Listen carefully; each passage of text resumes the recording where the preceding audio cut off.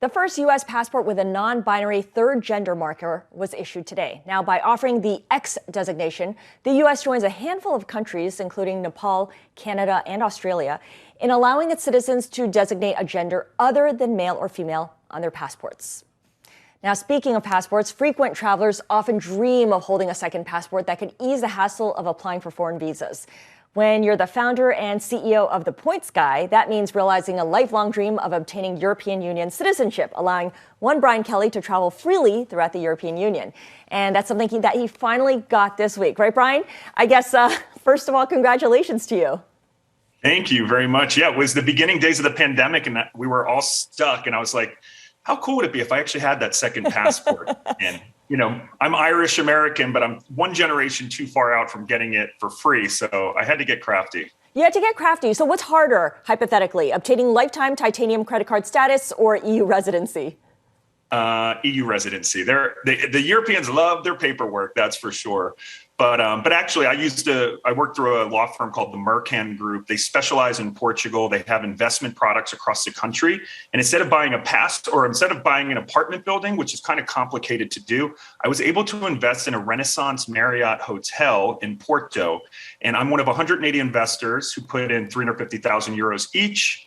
And we're all part owners of this new hotel. We get a week free at the hotel. Mm-hmm. And, about a year after applying for the Golden Visa residency, I got my card this summer.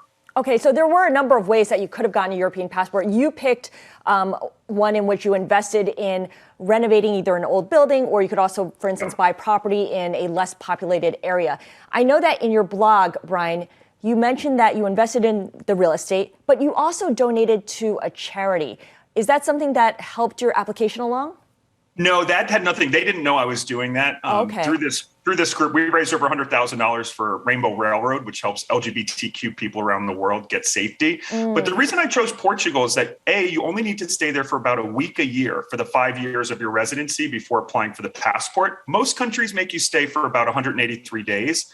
There were countries like Malta, but Malta, you kind of have to give the country $1 million and never see it again. I wasn't that in need of a passport. The thing about Portugal is in this investment, I spent $420,000. I earned 3% a year on that investment. Not great, but not horrible. Right. And then at the 5-year mark, when I get my citizenship, they automatically give me my initial investment back. Oh, interesting. So it's really, in my opinion, a no-brainer. Even though I have a portion of capital locked up, not participating in the markets, I get lifetime free healthcare. My kids will get EU citizenship, the ability, free healthcare and education. So I weighed the pros and cons and decided it was right for me. Yeah, there are a lot of people who see the appeal of that. And especially in a post-COVID world, they're looking for some more work-life balance as well. We know that Europe tends to have that more than the US. It's interesting, Brian, that certain countries in the bloc offer a golden visa program that lays out a path for foreigners to get residency and then eventually citizenship, because the EU has raised concerns about certain countries. You mentioned Malta, but there's also Cyprus, which haven't done it necessarily in the best of ways. And then, of course, people who do get passports from those countries then have access to the rest of the EU and that lifetime health insurance. I'm sure the program is changing as a result. I mean, is the program that you just took part in still in effect, or is that going to be going away? Yeah, it's still in effect. And I will say Portugal, I did biometrics. I got an FBI background check. They checked all my financials. So, I feel like the Portugal program's really good. The real estate investment program is not changing. So if you do invest in a hotel, if you want to buy an apartment in Portugal, starting in 2022, it's much more restricted. You can't buy in one of the major cities or along the coast. You really need to. So that's what's changing for people who want to buy their own personal real estate. But the investment option, I think, is still going to remain the same next year, and an attractive option for people who don't want to own and operate their own property, but want to get that EU residency. Okay, I got to ask about taxes, because that's going to be a huge headache. How are you thinking through that? So Portugal does not charge you taxes because U.S. is one of the few countries in the world with global taxation. So you're not going to get double taxed.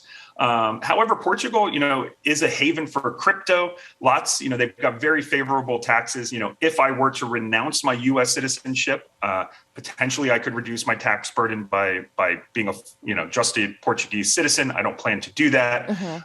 But in general, it doesn't really change the tax game unless you renounce U.S. citizenship. All right, this is a dumb question here, but I'll ask it because you're the points guy after all.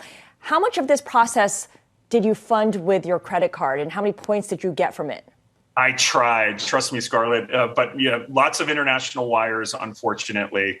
And I'm an investor in this Marriott property, and I tried to get owner status, but I don't think I'm big enough of an investor to classify. But like I like to say, it never hurts to ask. Yeah, and I know that you, of all people, must have looked into every possible way to see if you could fund this through credit card points and to pay for everything on the credit card.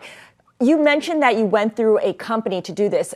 Am I able to do this without a third party navigating all of this bureaucracy, or is it something where you really need help?